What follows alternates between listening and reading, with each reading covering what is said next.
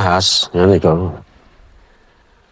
First thing to do is identify yung ahas. Tignan mo muna kung yun ay may binom o wala. Kasi may mga ahas na walang binom. Ano yung ahas na may binom? Yung shape ng ulo nila is like a diamond. Ganyan ba? May malaki ang panga. Yung ahas na walang binom, ito bilog yung ulo niya kasabay dito, magganon ba? Pantay, bilog ang ulo niya. Then ngipin ng may binom, may pangil. Yung wala, flat ang tip. O, din-identify mo na, kubra. Tapos yung kinagat niya, may butas. O, kasi kung kinagat ka ng walang, nagramyadan lang na gano'n. Yun na. Cut 1/2 inch, 1/4 inch ang lalim.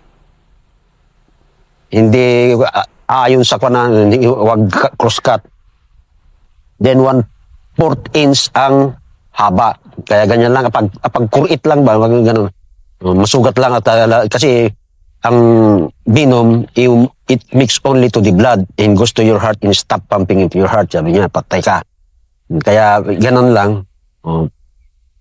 First thing to do, no, nakagat ka, mga kapatid, danom kung tubig o sabon, may alcohol ka.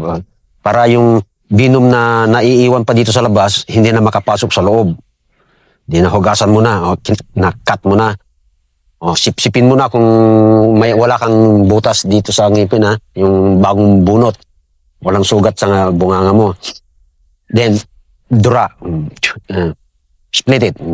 Pagkatapos na nasipsip mo, hugas ka na ng alcohol o tubig sa bunganga rin. After that, put tourniquet between the beaten portion to your heart. O dito, nakagat ka dito, maglagay ka na rin dito sa taas nito. Dito man ang pulso-pulso. Para kung may nakaahon man dito na una, dito ma-stop. May mga pintig-pintig dyan eh. Kung dito sa daliri lang, dito lang. Pero kung dito na at may nakapasok na dyan, dito ka na maglagay ng tourniquet.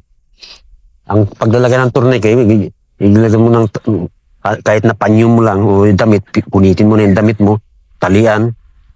Dito sa pintig ng puso, ka ng stick, ipilipit na gano'n para ma-press niya ng maigi yung dugo, ay yung kanya, ma-stop yung ng pasok ng dugo. Ilibit mo, i-down mo para hindi mahirapan siya magtulo, mag-akyat. Then relax ka lang.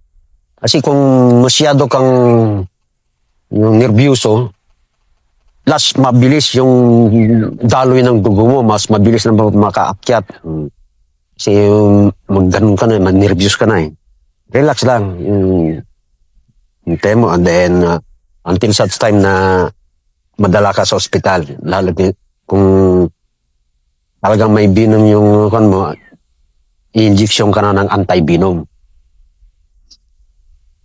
Paano yung, kasi kung walang binom yung kumagat sa'yo at saka ginanon mo, tapos punta ka na sa ospital at injectionan ka ng binom, ng anti-binom, talagang itutuloy na mamatay ka. Kaya nga, kung paano nila, pag-aralan nilang, kung may binom talaga yung kumagat, talagang, wala pala, puta, dating mo sa aqua, injectionan ka ng anti-binom, patay ka. Ganun ba? Oo. Wala kang binom. Tapos injection ka ng anti-binom, wala. Mamamatay ka nga. Kasi lason din yung binom din ang nilagay nila. Ang pagkuha ng binom kasi sa,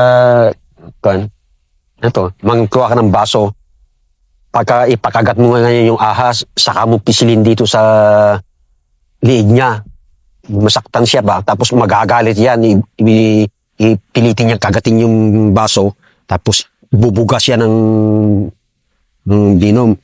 Ang kulay ng binom na yun ay parang yung paggawa ng gold, yung mercury, kasi dyan yung kulay na ti binom. Hanga dara nga ka.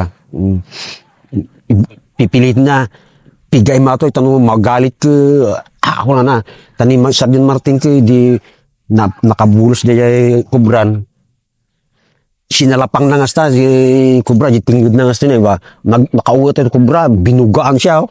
Umabot dito, bagyo to, hindi sa mata. Pak, dito lang dumapo yung binog, kalakas.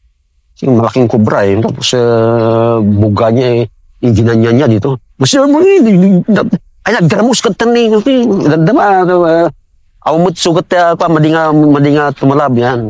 Basta, dito lang sa balat lang naman eh. Nagdiramusan. Nagdama, minum tanto tigilan.